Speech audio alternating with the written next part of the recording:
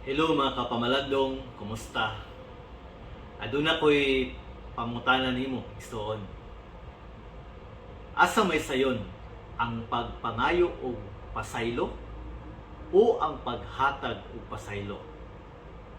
Or asa may lisod ang pagpangayo og pasaylo o ang paghatag og pasaylo? Maigsoon, dunay mga tao nga mas sayon alang kanila ang pagpangayo ug pasaylo. Napasabot ni nga ilang nakita nga sila nasayop, sila nakalapas, nakapasakit sa isig katao, or ilahang naamguhan ang maong kasaypanan nga ilang nabuhat. Hinungdan nga mas madali alang nila ang paghatag o ang pagpangayo og pasaylo.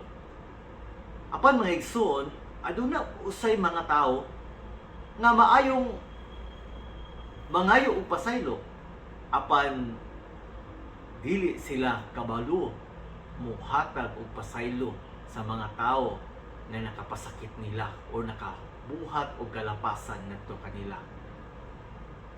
Aduna po'y klase sa tao nga lisod alang nila ang pagpangayo o pasaylo.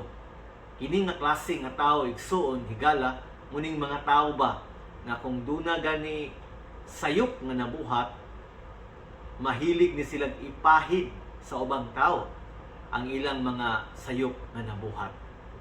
So hinungdan nga kini mga tawhana lisod alang kanila nga mga ipasaylo tungod kay para nila wa man sila'y sala nga nabuhat. Apan sa Biblia, kung atong tan-awon mga igsoon, no?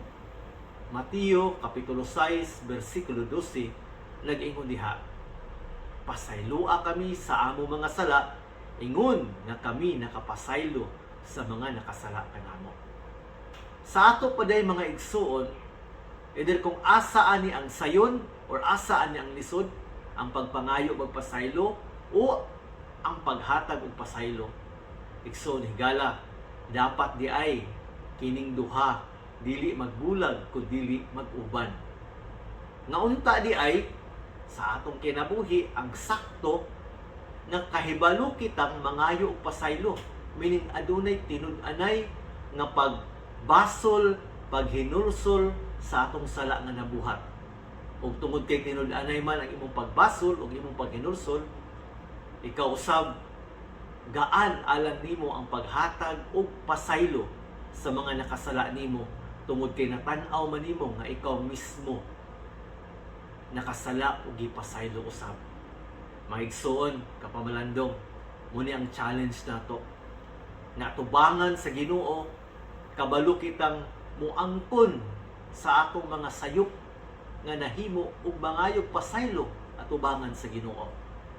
Dili unta nga kung masayop ta ipahid nato sa uban, no? Si talpulano manggod, among silingan manggod, akong asawa manggod, akong bana manggod, akong anak manggod, munong nabuhat nako ning salmaong salaon. Kun dili atubangan sa Ginoo, miangkon ta nga Lord, nakasala ko nimo. Lord, nasayop ko. Lord, nasipyat ko. Pasaylo ako. Og sa katapusan, igsoon kapamalandong, no?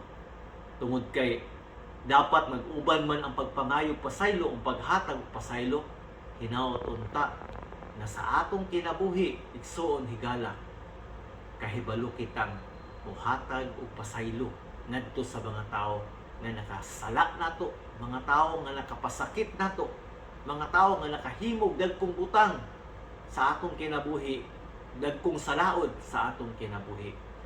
Tungod kay sa gikaingon ko na Mateo chapter 6 verse 12 nag-ingon diha sa maong pag-ampo, pasaylua kami sa among mga sala, ingon nga kami nakapasaylo sa nakasala kanamo.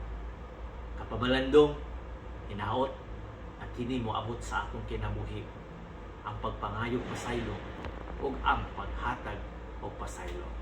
Kini ang inyong kapamalandong, Brother Alex Lim, magpasalamat na usab sa inyong pagtanaw, pagsunod ng maong video. Igsoon higala, kung na-bless ka ng maong video, please like, please subscribe my YouTube channel. Please share this video para usab nga daghan mga tao, mga higala nimo ang nababless o basin o sa kanila na kinahanglan nini maong mensahe. Kita-kits sa sunod akong video igsoon. God bless you, brothers and sisters in Christ.